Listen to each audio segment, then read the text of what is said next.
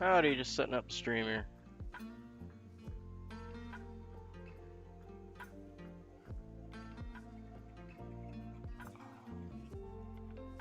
Hey, Keyfish. Yeah, I've been first. I was waiting for that. And Tyler.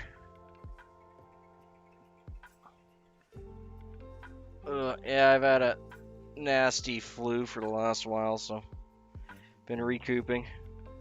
But I'm back. No, let's get some wire on this first. We're just gonna do up some copper johns today because I'm still on the rebound.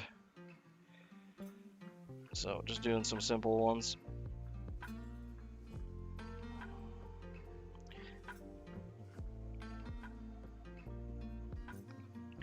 You can definitely use thicker lead wire in this. I'm just using this to hold the bead in more than anything, because the nymph normally has enough weight. You don't really need to weight it, but in a lot of cases people do. I normally just weight the thorax area, so we're gonna get about a good 7 to 12 wraps here. I'll get a couple more on there. That was probably more like 6.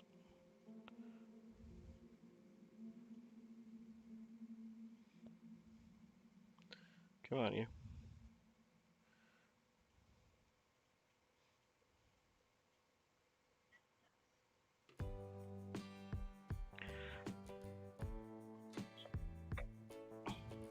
I don't think so.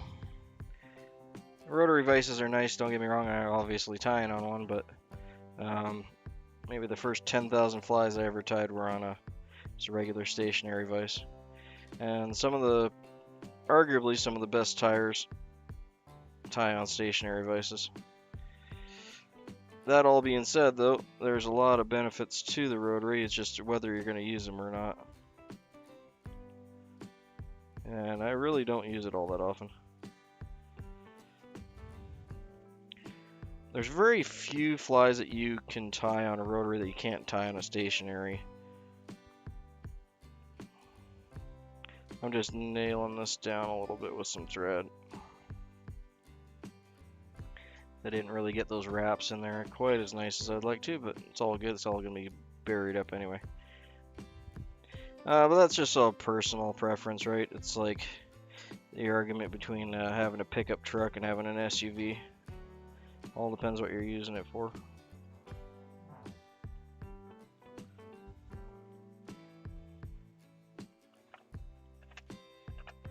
Like for the amount of tying I do, the rotary comes in handy at times, but like I said, the first rotary vise that most people would use would be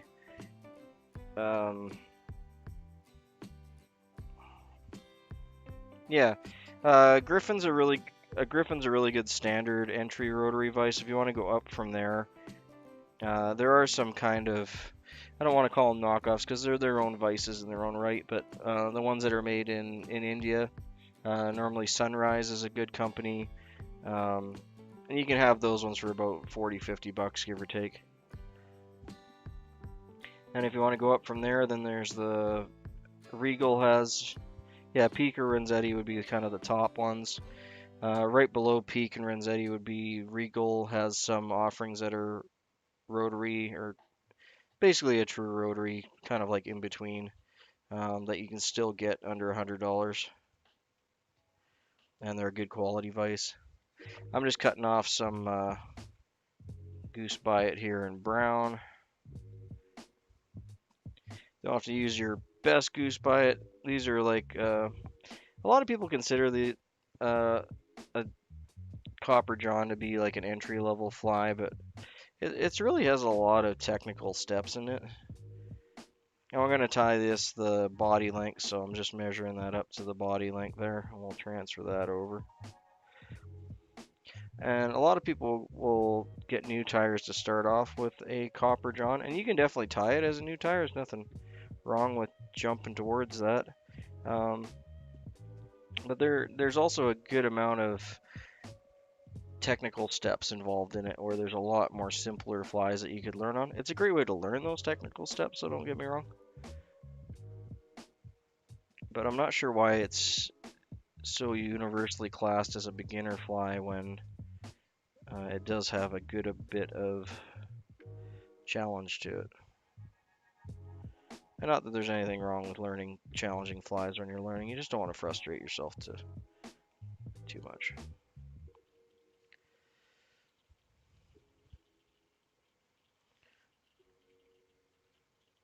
Oh, those went in really wonky. 1 second, let's do that one again. Oop.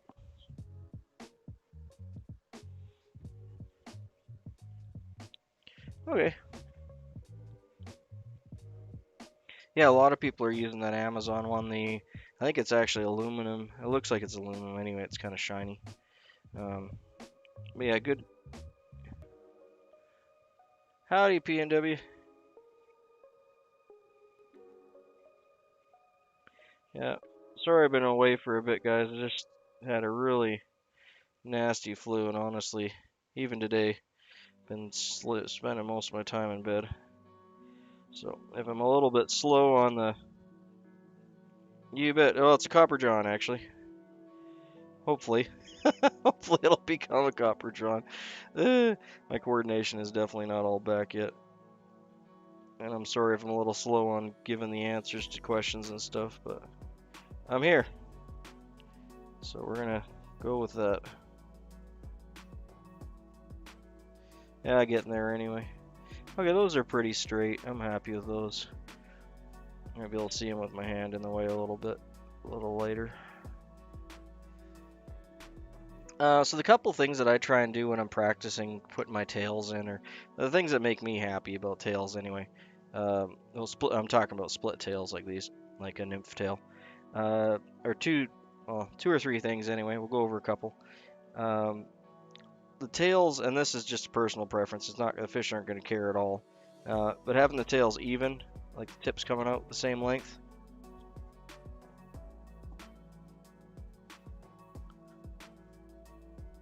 Yeah, and that's kind of the thing with rotary. Like you'll see me turn.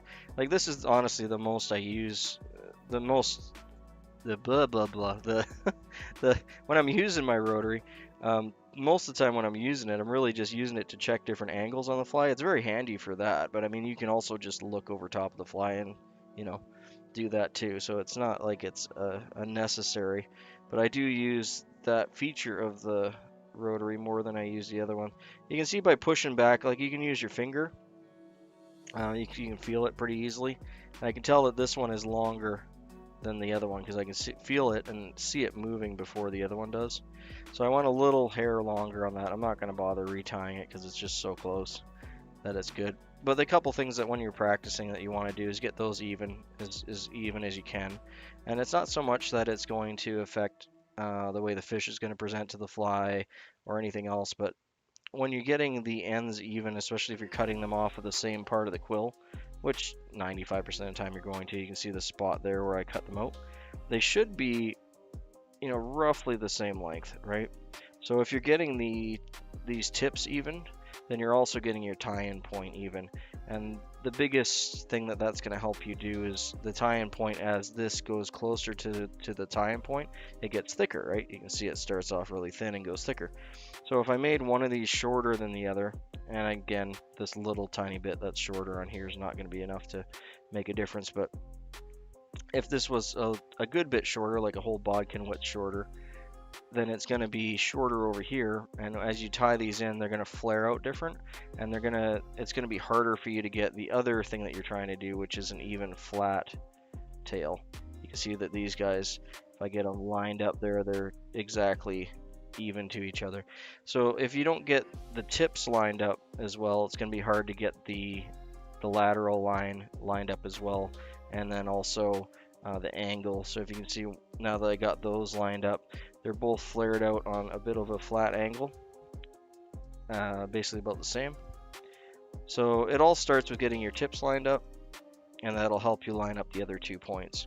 And the more often you practice getting your tips together, these two will fall into place more often. So instead of struggling with it and having one kicking out or kicking down or rolling over, if you can practice getting your tips in evenly, it'll help you with the rest of it. And that's why I like to tie them in separately. You'll see a lot of people tying them in together, which is fine too. You can practice that. That's just a different technique. There's no right or wrong way to go about it. And I'm just going to tie these in to help fill in the body. It also helps with holding the lead up top there. Just going to get rid of that little lump. Now we're going to be copper wrapping this, hence the name Copper John. So we want to try and even out any of our lumps here. It's not super necessary, but it does make for a much smoother body. We're going to do that up to a little bit past the halfway mark when you got a bead on there. So I got a little lump here, which is fine. So that's where the copper is going to start, and that's where a thorax is going to begin. Hey Ethan, good to see you, mate.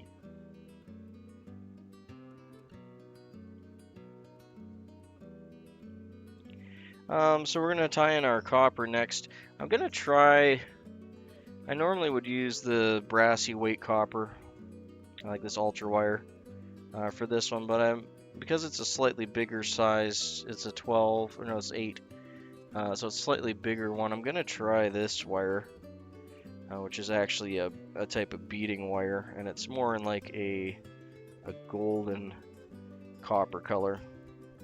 But I haven't actually used it for a Copper John, and it's a little bit on the thicker side. It's definitely a lot harder to wrap. So that was my hesitation in using it in the past. But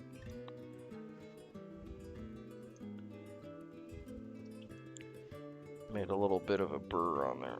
Let's see if I can straighten that out.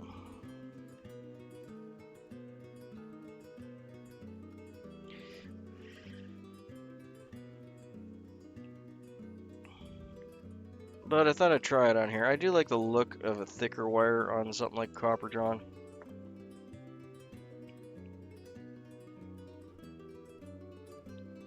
Because that's what's adding your segmentation. There's many other tricks you can do to increase the segmentation look. You can throw a little piece of just regular black thread in there and wrap it in with to segment the copper, and it'll make it stand out better. Generally, most people just go to a thicker copper. What I'm going to do is take my hemostats here and just use the teeth, and I'm going to grab a little bit less than what I'm going to be tying in for the body here, and just reef down on it. I'm going to do that in the same thing in 90 degrees. And it doesn't do a whole lot that you can see on it, but what it does is leave these little micro abrasions. You can see them on the catching the light there now. That'll stop the thread from pulling back out as easy. Not a big deal, but if you're going to go through the effort of tying these for your own box, you may as well go with that. I'm going to be tying it in on my side of the hook here, and I'm just starting right where that thorax is going to start and end. So I'm not tying it in the full length of the fly, just the abdomen area here.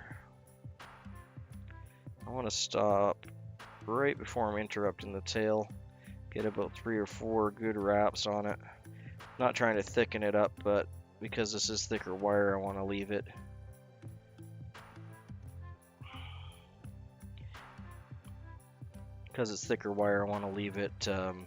have a secure base so I can pull on it. Now this part you do have to be a little bit careful of is you want to take your wire. I'm going to turn it sideways here so you guys can see it a little better. But you want to take your wire, and if you just start wrapping like this, you're going to end up with a fat kind of kink right there. So you want to pull it forward and lay it along the hook and just give it a little push. It doesn't have to be anything crazy, but what that's going to do is when you bring it up now and forward, it's going to make that corner a lot sharper so doesn't leave you with a bump there. And you do want to be careful with that depending on the wire you're using. If it work hardens incredibly quickly, then you can actually snap your wire doing that. So just be mindful of it and be gentle.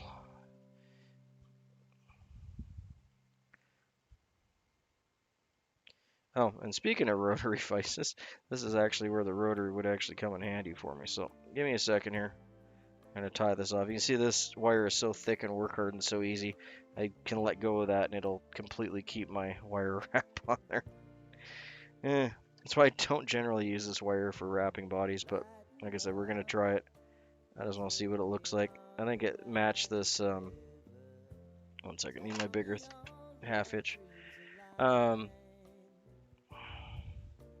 I just thought it matched the bead really well, and it's a little bit thicker, and I wanted to create a copper john with some really good segmentation there, so let's see how that goes. There we go. I'm gonna leave the bobbin up and bobbin cradle here. Hopefully it won't get too wrapped up, but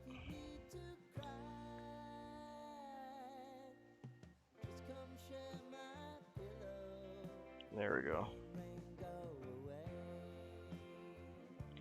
So now for Tyler's benefit, we're going to use the rotary. I'm just trying to keep these butted against each other. Can take a little bit of practice to get around that hook point without catching it. Not that this wire is going to get damaged from the hook point, but as you're going around, you can open up your wraps.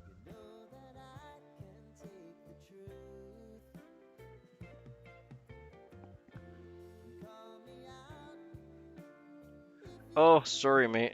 I think I said P and W, didn't I? My bad.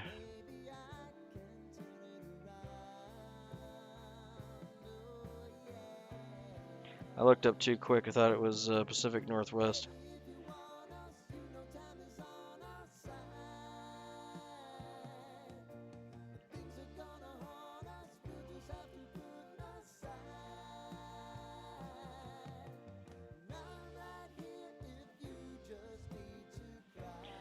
Okay, so now we're up to that point.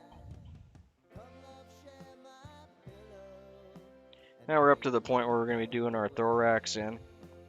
You can tie all your over thorax in ahead of time here, but I like to do it after because there should be a little bit of an overlap. So for this one here, I'm going to bring it up by hand. We'll tie it off. I normally like to cut my wire on my side of the hook for this because it can leave, especially with a much larger wire like this, it can leave a sharp point. So what we want to do is try and bind this down on my side of the hook so you're on the side of the hook, not the top. And with thicker wire like this, I'm going to need a good amount of wraps to do that.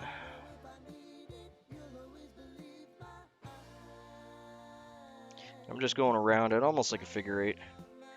There we go, that should be enough. And what we want to do is bring it back the exact opposite direction that we pulled it in and tied it in at. Again, pressing it down like that, you can see it gives a little mark there. That's going to work hard in that metal. And then we'll just helicopter that off. Once you work hard in it once or twice, you'll get a nice clean cut off, and it's going to be way cleaner than you're going to get with scissors or anything else.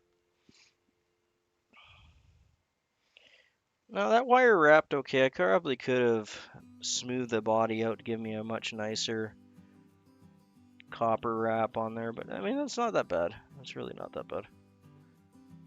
You can see the spots where it lifted out a little bit.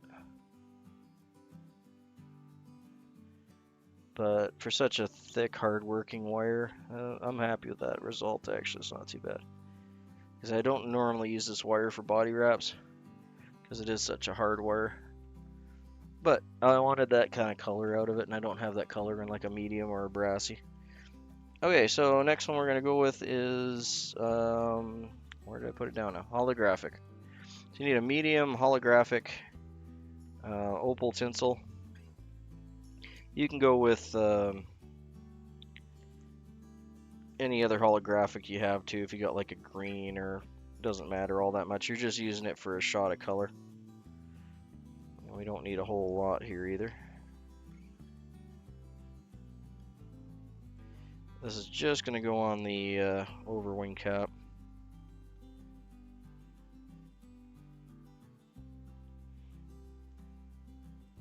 If you cut out like a hand length, then you'll probably be good for about a half dozen flies or so, if not more. To make your life easier on this one, you want to tie it in with the curve going up like this, coming off the spool.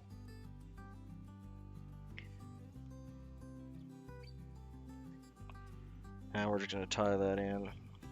If you have any left of your bead head, you can tuck it into the bead head there too, if it'll do that. See if I can get it in there. Yeah, that looks okay. The most important part of tying this in is that you're getting it pretty much smack square on the top, because you want it to be nice and square when you pull it over.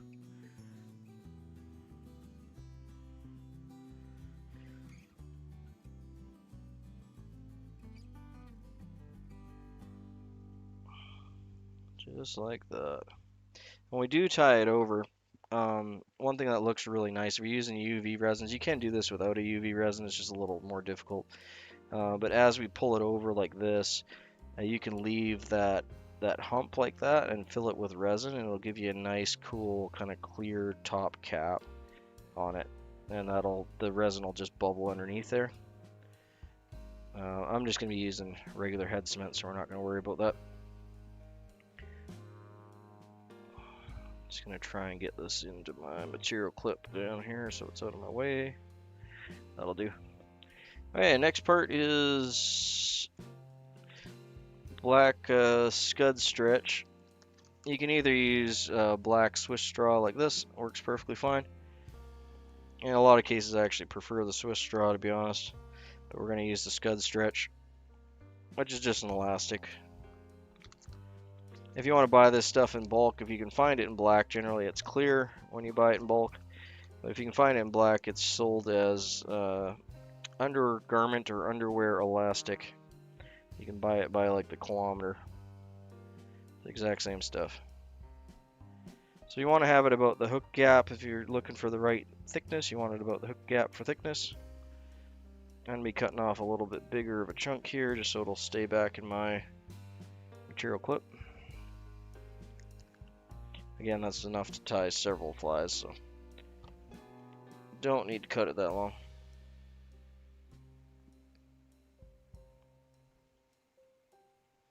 You want to kind of tent it over the hook fly like that, over the hook.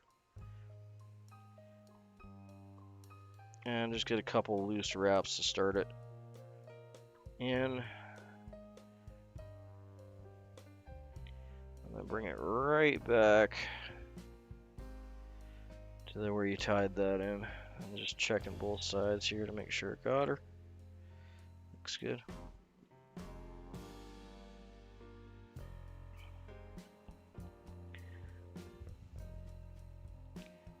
I'll try and get that back in the material clip again. Stay. Behave yourself. I don't think it's gonna stay.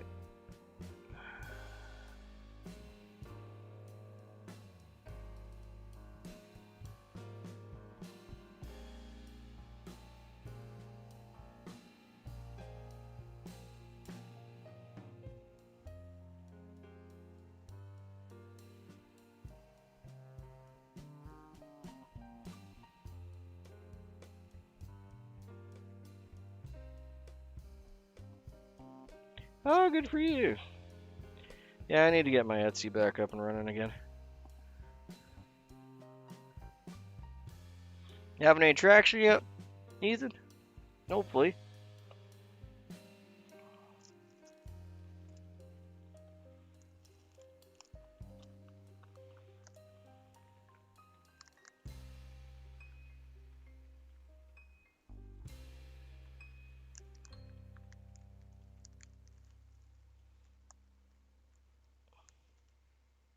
Okay, so just grabbing 2 peacock strands out of there. Did I grab 2 or 1? No, I grabbed 1. Cool, it all starts with 1 sail and just moves up from there, so you just keep at it. Yeah, I'm getting way too many flies piling up here. I need to sell some. Okay, so we're just gonna nip off the brittle tips. Those nipped off rather easily, so I'm actually gonna move back here and make sure that it's not. Yeah, no, okay, that looks okay. I like to tie these in by the tip, not by the fat end, because as you're wrapping them, you'll pull back and it'll help to get the hurls to stick out. Give you a nice fat like that. Just helps them to stand up. Kind of like a hackle, I suppose.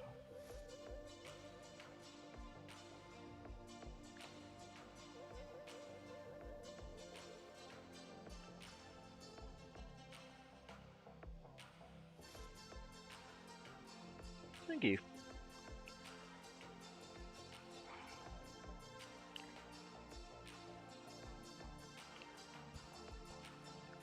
Yeah, depending on the style you're going for, some people will make the thorax area here quite tight and small, like just 2 or 3 wraps.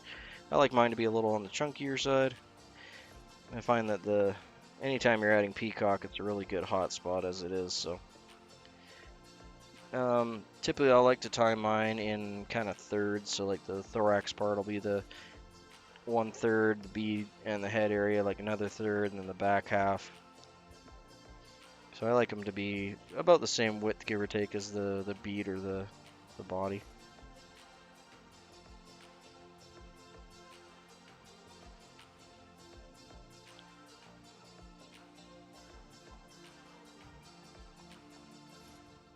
Hey Reese, no, I've been okay. I'd had a bad flu, so I've been away for a few days. Try to get on here every day, but have been doing not much more than sleeping. Okay, so for the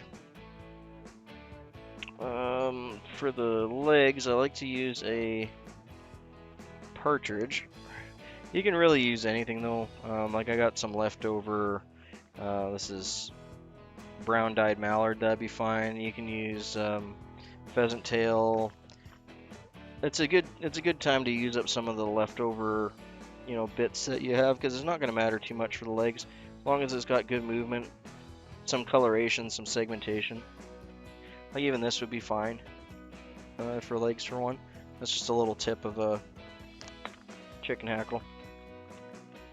But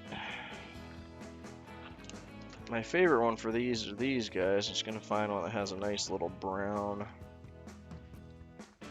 tinge to it.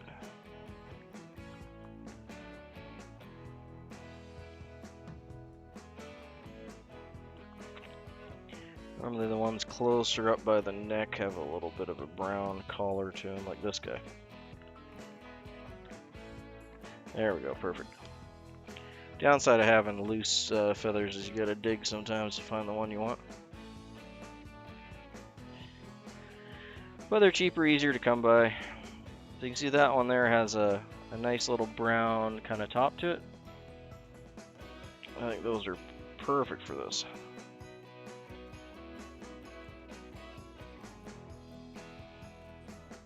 They're just stripping off the fluff. Oop, almost tearing off my hollow at the same time. Okay.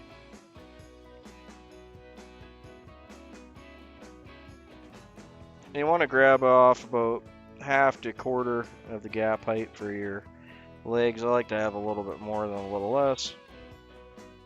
I'm just going to pull that right off. We'll get the other side in a second here.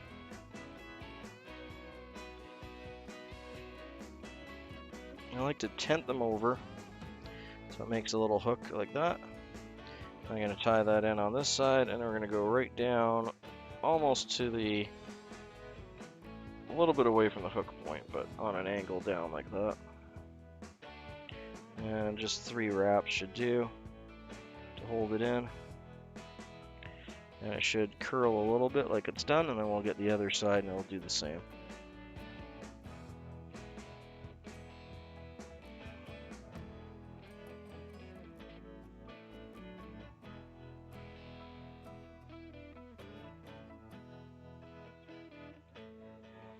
There's the other side. Peel that off.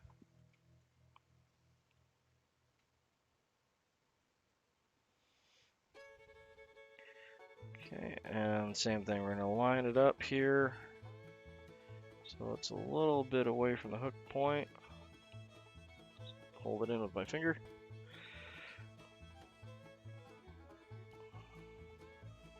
Felt like it moved on me, but we'll see. Yeah, it did. Okay, let's try that one more time.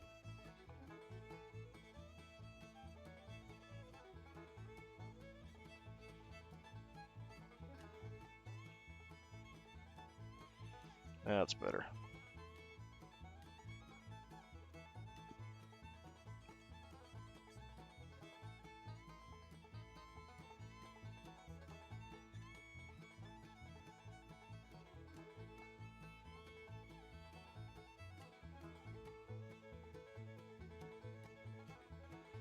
Alright, looks really messy, but it'll be pretty here in a second.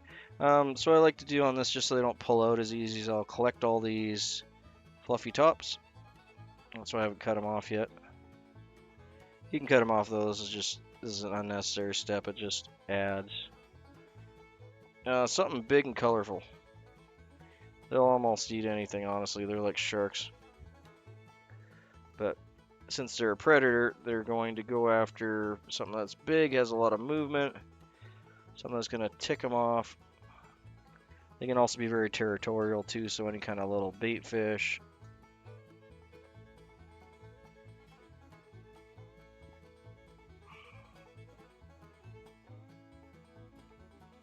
But yeah, they are a complete apex predator in the water, so they'll eat anything that moves almost. Yeah, so you can see there, thanks, I appreciate that. As you can see there, it's wrapped itself around the bottom without having to do like a hackle collar. And yeah, if you do that and practice that a bit, you'll get it like 90% of the time. And it gives these really nice little legs that allow a lot of movement, and they have the same coloration, like a nice color cast change from that gray down to a brown. That goes really well with the copper, in my opinion anyway, with the copper and the brown tail. Alright. You do want to be mindful of how many wraps you're putting in here too. Like I'm getting kind of close to that point, but I think I'm fine. If you have too many wraps up front there, it's going to get up to your bead head. I think every lake area will be a little different for that. I mean, chartreuse, yellow, orange, red are really common pike colors. Again, you want something bright, and it'll also depend a bit on how dirty the water is and how much light there is out while you're fishing, and how deep you have to go for them. If you're just surface fishing them, you can get away with a lot more reds and yellows, but those are going to disappear if you go 15 or 20 feet deep or so. So in a lot of cases, if you're fishing some deeper water, you're going to have to weight it down a bit. Then you might want to use a chartreuse, light blue, dark blue, that kind of color range. Yeah, you might want to go more on the chartreuse and blue side. You can still have some red in there. It's just after about 10 to 12 feet in the water, the red and yellow and oranges are going to kind of disappear and just look gray. They're not going to be able to see the colors anyway. So a lot of the deeper stuff you're going to notice is going to be more chartreuse color, purples, blues, that kind of thing. Because those are the only colors that are going to show. I'm just putting a little bit of tension on this as I cut around. Not a huge amount. As you can tell, I pulled it back there and then tied it in. That'll stop it from pulling back, or pulling out. Just a little more durability. Again, not necessary, and if you're having trouble with the amount of wraps that are getting up to your head, like you can see right now, I'm kind of right at that point where I want to be.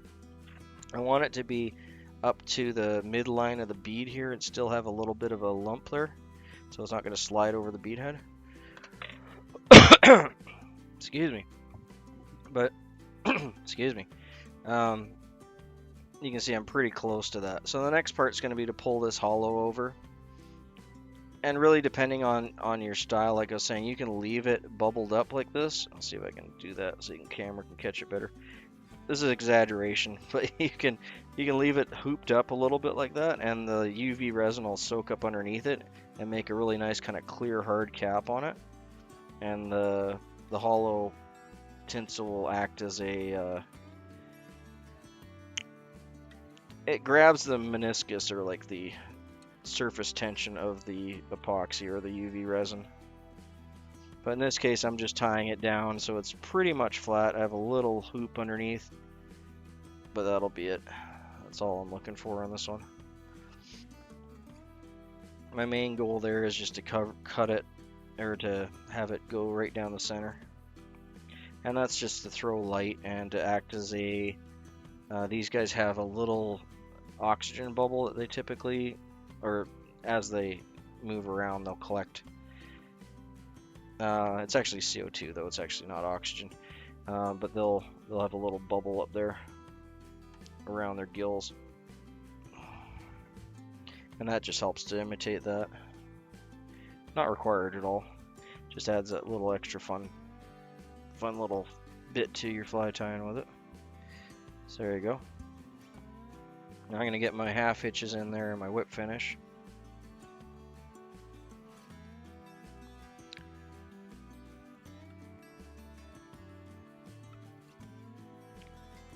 Put that right on there and tie that down.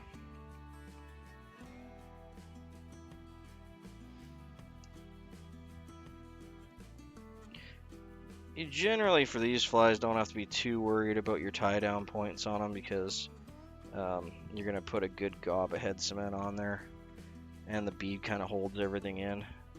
But they are kind of meant to be a heavily fished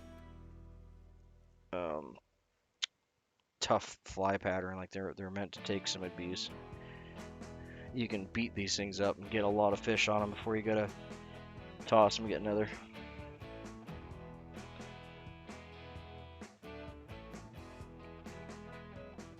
Yeah, thank you. I think so too.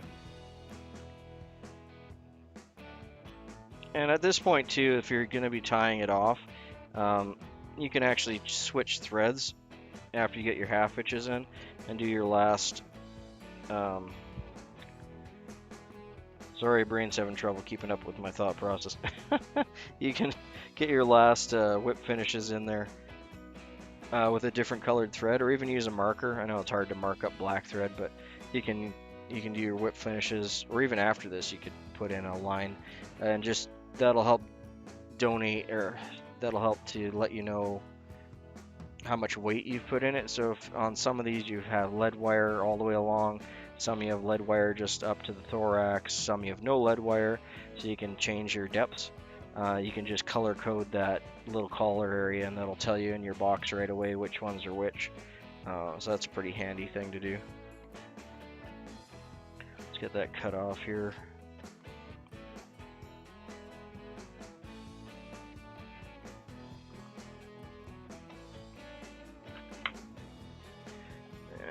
We're going to start off with some head cement, then we'll use some Sally Hansen's to fill in that thorax. I'm not going to put the head cement onto the thorax area because it's all synthetics, and it's not going to soak in any event. But it will soak into this thread here.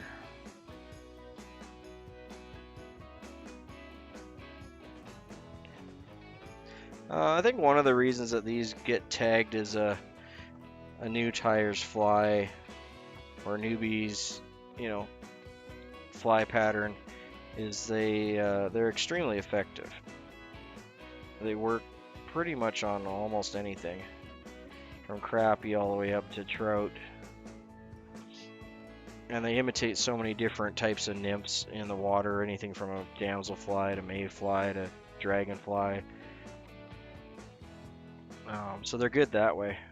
And they aren't necessarily hard to tie, but as you can tell, there's many different steps in here. You could make a much simpler, like a half back, or there's so many other nymphs that you could tie that have a lot less steps than this. But it is still an easy fly to tie overall once you get the steps down.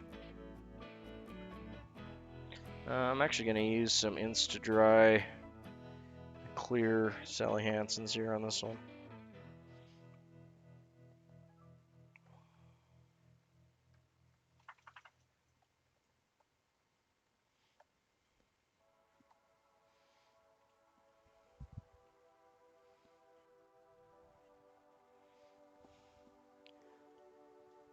Oh, good. Have you been practicing a bit there? We never really did get into that in too much detail, did we? And then I was sick for a bit there, so I apologize for that.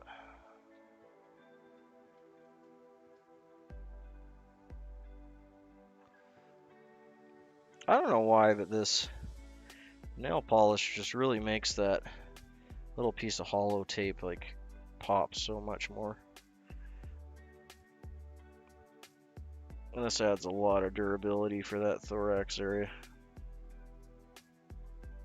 And try not to get too much on your bead. It's not going to matter that much, but if you get too much on your bead, it can kind of peel forward. Again, not a huge deal, but something to keep in mind. You can see how much more of that hollow flash on the top there shines once you get that on there.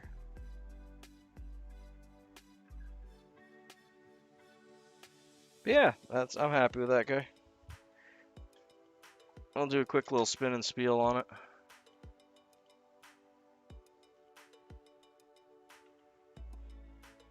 Oh, there's so many with pheasant tail, Ethan. uh, that's a long list. That's probably one of the most like universal fly tying materials or feathers that there is the pheasant tail. You could tie this in a pheasant tail. There's nothing saying you couldn't. I'm sure lots of people do. It works quite well in like mostly for nymphs. Hey Doug, good to have you in, mate. But yeah, no, pheasant tail is a great material for all sorts of things. But just off the top of my head, I'd say 70% of them are going to be kind of a nymph pattern because they do correlate to that really well. Trying to think of any dry flies I tie with pheasant tail. You can do bodies, like the body of a dry fly with pheasant tail. And your imagination is the only thing that's stopping you, right? Yeah. Do I have any of those kicking around? I do somewhere.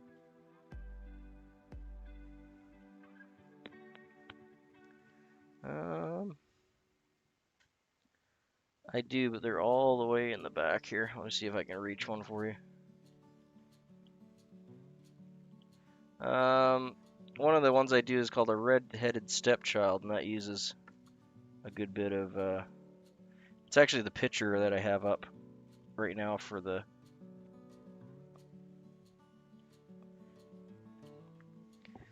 sorry man, I'm just trying to get this out without knocking them all over. Nope.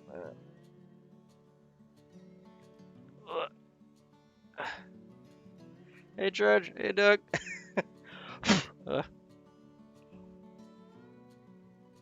Water cat hair stuck in there.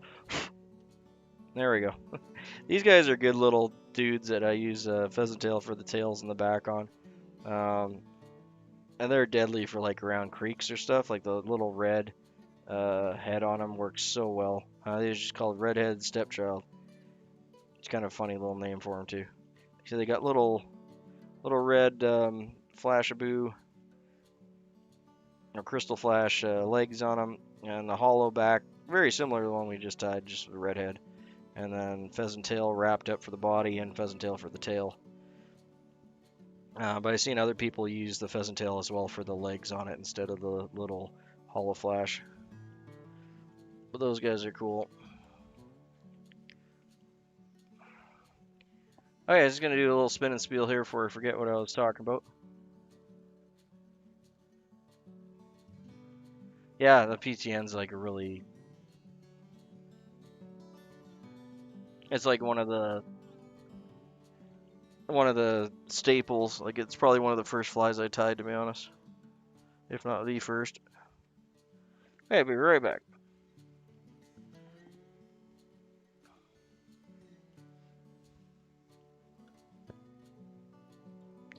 And the vise today we have a Copper John that has a nice brown quill. Wow, my brain is not working for me today. Let me start that one over.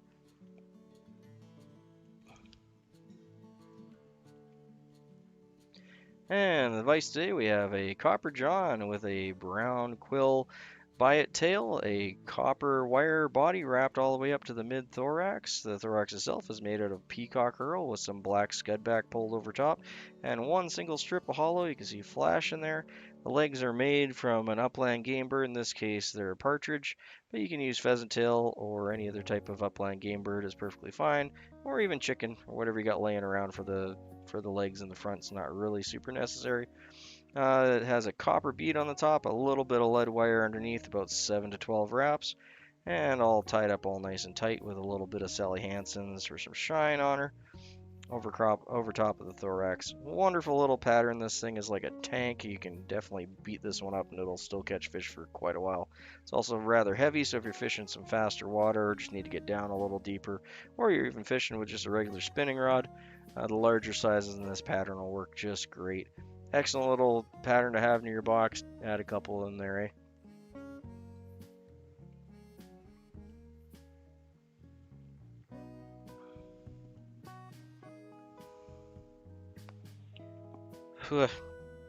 Yeah, sorry guys, still getting over like a flu, so I'm brain's not firing on all cylinders here yet.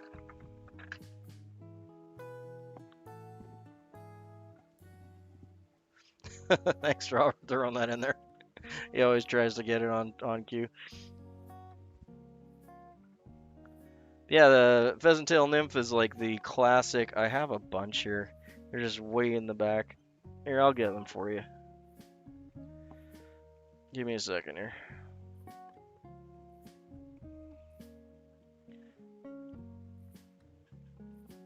Oh.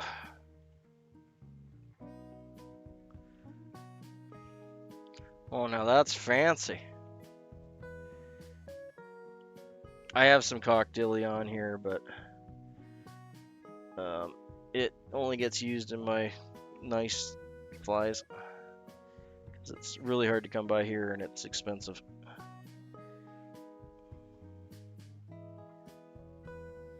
Like, I'll be lucky if I can get it for less than $1 a feather kind of thing.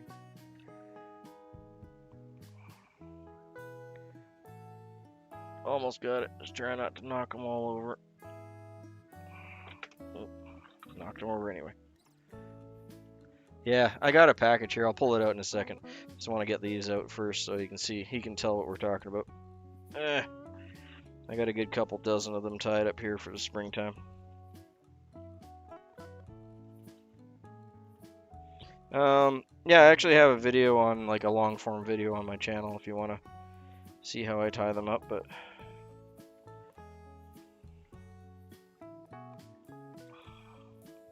there's a handful of them. Just gonna grab one decent one out of here.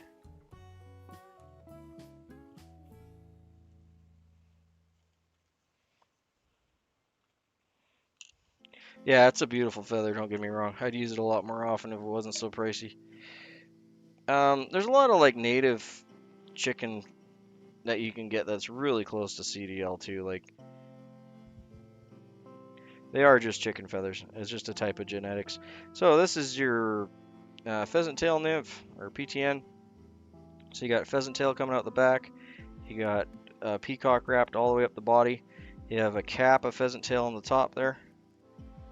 And then a pheasant tail coming out the back. And a lot of times people will use the same feather that they're wrapping over the top as a cap, cut it off, and then spin it back around to make the legs, so you're not wasting material. Or if you're doing a bunch of tails on something, you can save the cut-offs to make the cap with, so you're not wasting material. But that's a PTN, or a pheasant tail nymph. On this one, did I wrap it in copper? I did. So this one I did some fine copper wire that's wrapped around, cross-wrapped or counter-wrapped around the body. It adds a little bit of shine in the water, but it's mainly there to hold all the peacock together, because the peacock, after 1 or 2 fish, will start to just fray all up. So you can get a few more fish out of it, and it'll add like a hair more weight to it, but that's not really the point. It's mainly just to hold things together for you. Yep, that's a PTN.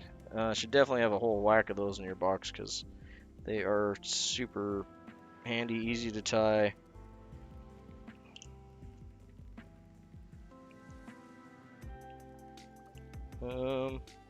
Just grabbing another one out here. This one's actually probably better proportions for the way I like it. This one's got a little bit longer legs and a bigger cap on it, you can see. Yeah, you can do the same thing with just wrap the body all the way up in a pheasant tail. These specific ones,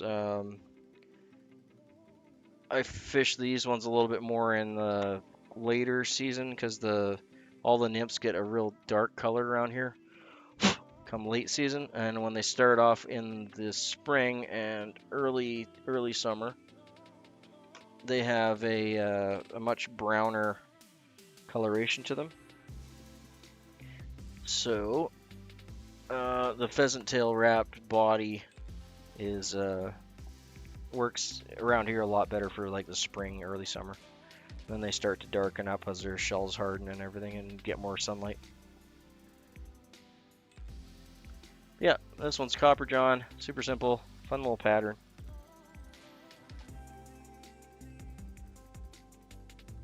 Yeah, I don't normally tie them. Well, I shouldn't say that. I use these ones here actually on my spinning rods because they're a little bit bigger and heavier. And I'd normally have a slightly bigger one size up bead for the ones I use with the spinning rod, just to give it a little bit more weight. But yeah, for my fly rod, I'll tie those down to 12 normally, and a lighter wire. I also generally tie the flies when I'm live tying here. Most of the time I'll tie them on the higher end of the size of whatever the hook is for the pattern, just because it shows up better on the camera. It's hard for me to get the camera in close enough and focus when I'm tying on, like, 18s and 24s and stuff.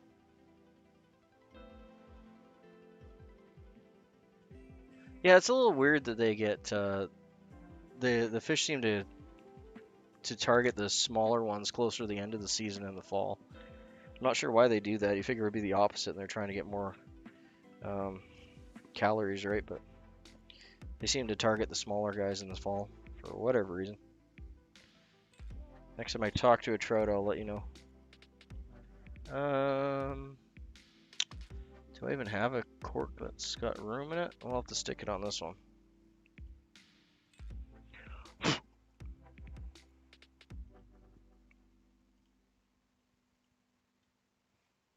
There you go, Copper John.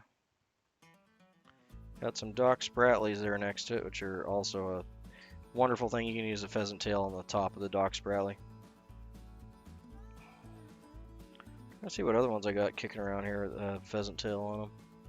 I'm sure there's lots.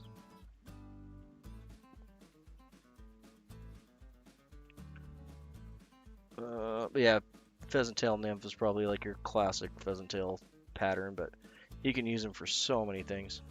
It's probably the most versatile feather you can get for as many patterns. Hey, Great Canadian Fly Shack, good to have you in, mate. I gotta take off here in 15 to grab the kids from school, so I'm probably just gonna do that one fly for now. But it's good to get my feet back in and get another live up there for you guys.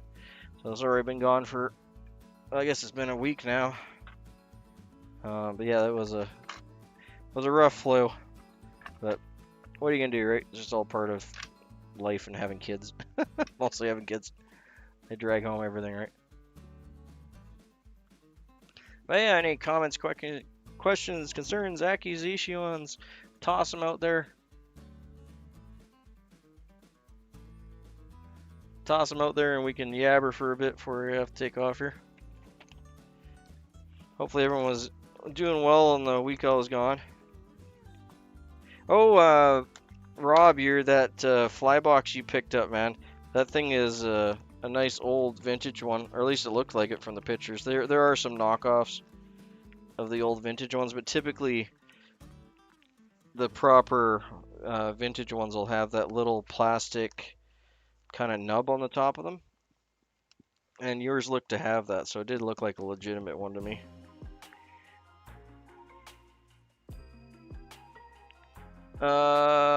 Me or Trudge?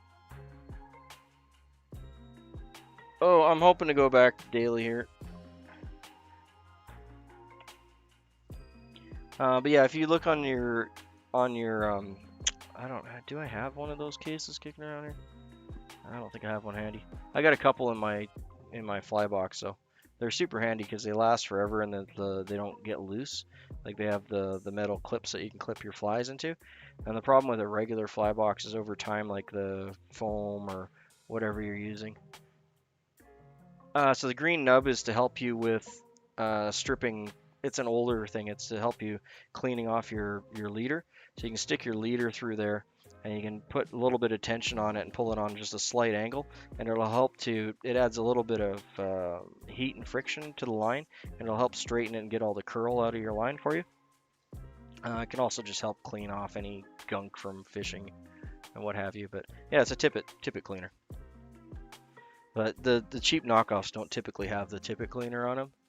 They're just aluminum pressed, fly boxes. But I've seen those go on eBay for like 80, 90 bucks just for the empty boxes because they don't make them anymore, right? So you can only find vintage ones. And if you're fishing frequently, they're excellent boxes because, like I was saying, the foam in your well, this is like obviously a cheap fly box, but you get the idea.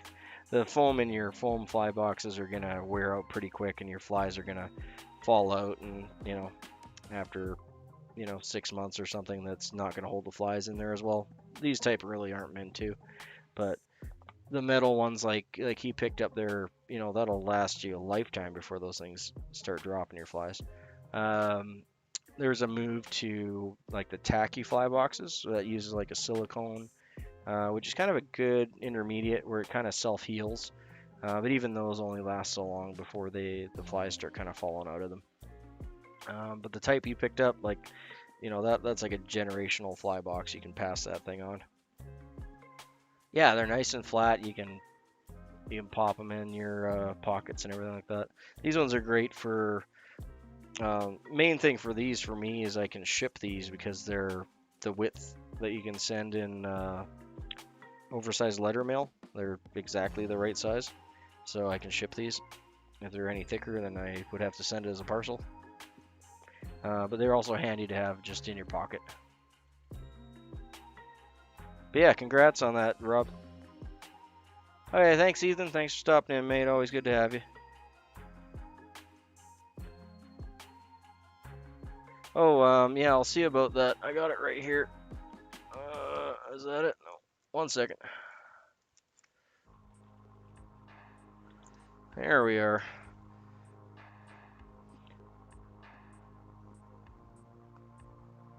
Yeah, there's different styles with those clips. But if you find any boxes like that, snag them because they don't make them like that anymore. I don't know why. They really should.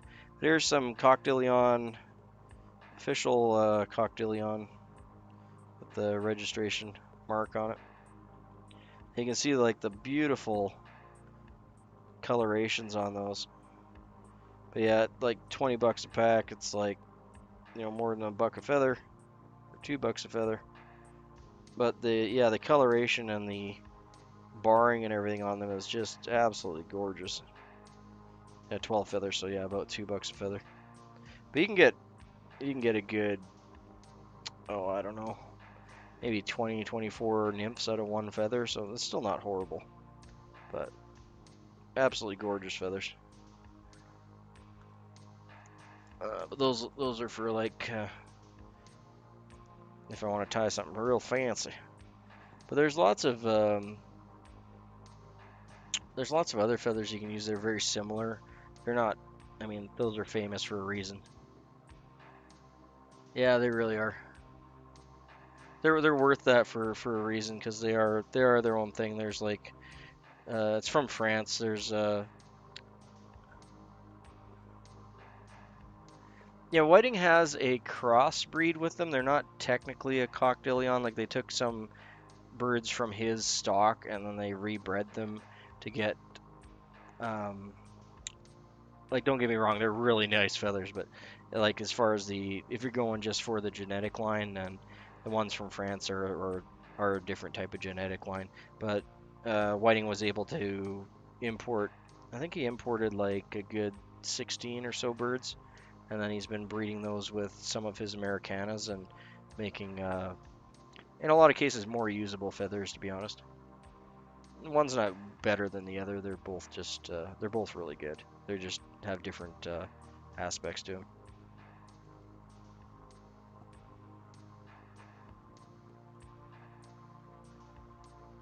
Hey, balanced money minnow. That's cool. It's almost like a balanced leech. I need to do more balance hooks. I like doing them. They're fun. I need to get some of those push pins to get the beads out there proper though. I'm out of those. But I mean, you could really just use a piece of wire. It doesn't have to be anything crazy special, right?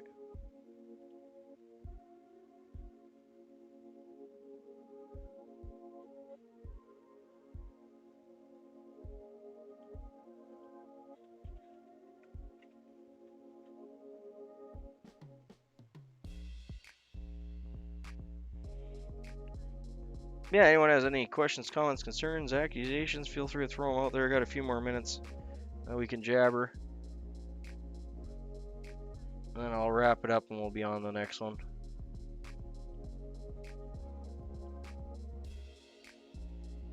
Well, that's not a bad idea, actually. I never even thought about doing that.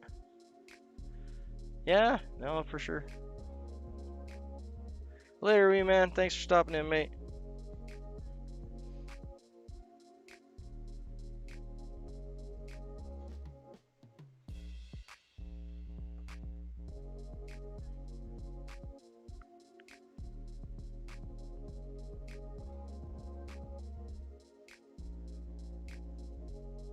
Yeah, that's actually smart. If you can cut the hook without making it too sharp, I suppose. But I guess if you need to, you could always file the burr off.